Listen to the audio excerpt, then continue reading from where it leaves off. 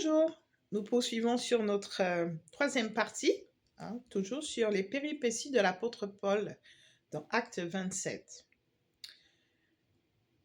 Donc sur ces péripéties de l'apôtre Paul, au travers desquelles nous nous laissons enseigner et conseiller, puisque la parole de Dieu a vocation à nous instruire, nous voyons que même dans la tempête, les yeux spirituels de Paul sont ouverts.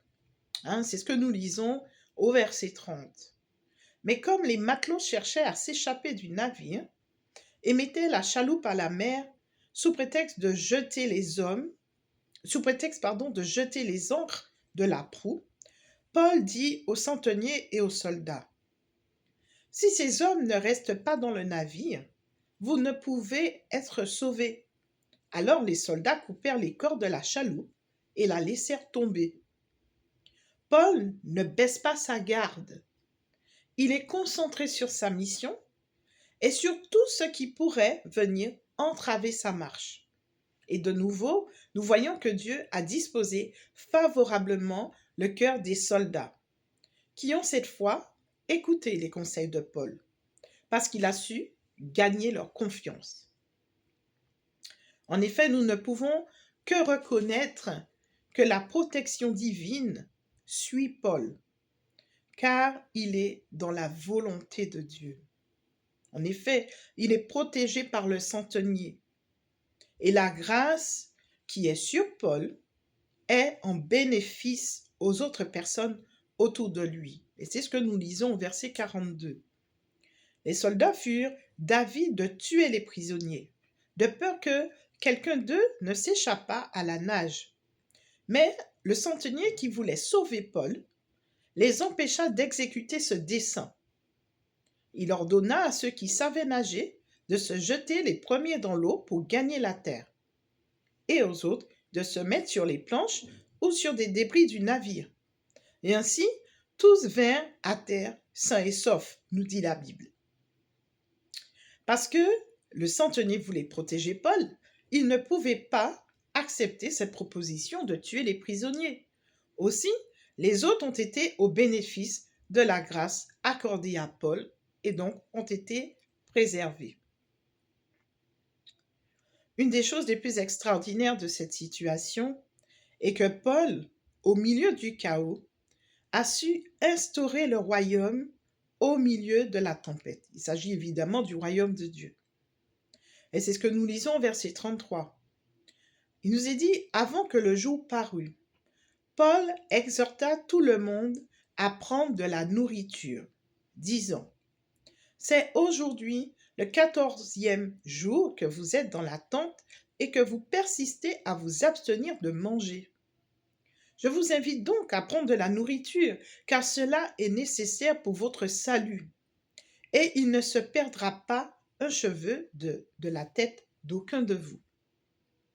Ayant ainsi parlé, il prit du pain, et après avoir rendu grâce à Dieu devant tous, il le rompit et se mit à manger. Et tous, reprenant courage, mangèrent aussi. Nous étions dans le navire 276 personnes en tout. Quand ils eurent mangé suffisamment, ils allégèrent le navire en jetant le blé à la mer. Un berger, prisonnier certes, c'est ce que nous voyons, Paul certes est prisonnier, mais il reste un berger dans cette situation. Mais un berger qui est prisonnier, certes, mais qui a accompli sa mission, qui est d'amener le royaume de Dieu au milieu des ténèbres. Et c'est ce que nous avons vu au travers de ce chapitre 27.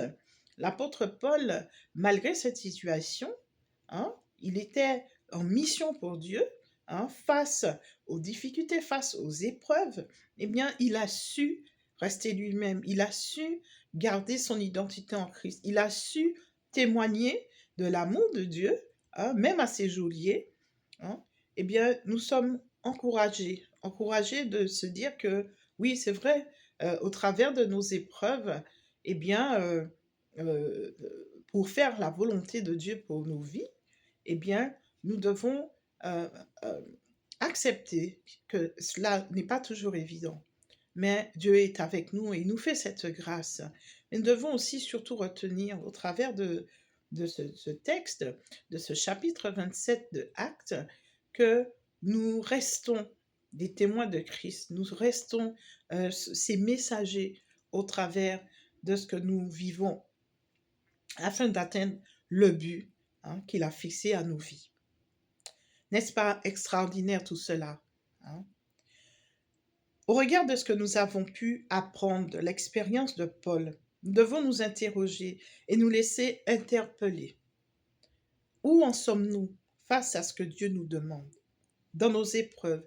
Savons-nous, ne serait-ce qu'essayer d'avoir une attitude qui honore Dieu, en gardant les yeux fixés sur les promesses qu'il nous a faites? Savons-nous encore, alors que nous traversons le pire, nous tenir à ses pieds? Avons-nous encore confiance? Acceptons-nous encore la mission, l'appel? Lui, disons-nous encore, oui, Seigneur, je veux faire ta volonté. Sommes-nous encore capables d'être à la fois nous-mêmes et rester un véritable disciple de Jésus pour atteindre les autres? Je vous partage cette prière qui peut être la vôtre comme elle est la mienne. Seigneur, rappelle à notre cœur ta volonté pour nos vies. Rappelle-nous, s'il te plaît, ce que tu attends de nous. Augmente et fortifie notre foi. Pardonne nos faiblesses et nos doutes. Je t'en prie, révèle-toi encore à nos cœurs. Donne-nous, s'il te plaît, d'être ce témoin que nous sommes appelés à être et donne-nous de le faire en tout temps et en toutes circonstances, par ta grâce et avec l'aide du Saint-Esprit. Car tu l'as dit toi-même, sans toi, nous ne pouvons rien faire.